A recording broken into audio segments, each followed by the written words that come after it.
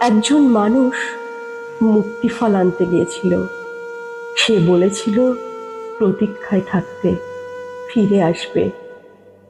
জানি না সে কোথায় গেছে, হয়তো কোনো হিম নিঃসঙ্গ অরণ্যে বা কোনো নীলিমাভুক পাহাড় চূড়ায়। জানি না তার সামনে কত দুস্তর বাধা, জানি না সে সংগ্রাম করছে কোন অসহনীয় সঙ্গে। সে মুক্তিফল আনবে বলেছিল, সে বলেছিল প্রতীক্ষায় থাকতে। আমি 12 বৎসর তার পথ চেয়ে রইব। তারপরেও সে যদি না ফেরে, আমি যাব।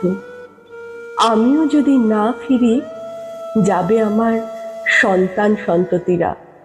কিন্তু মুক্তিফল একদিন ঠিক আসবেই।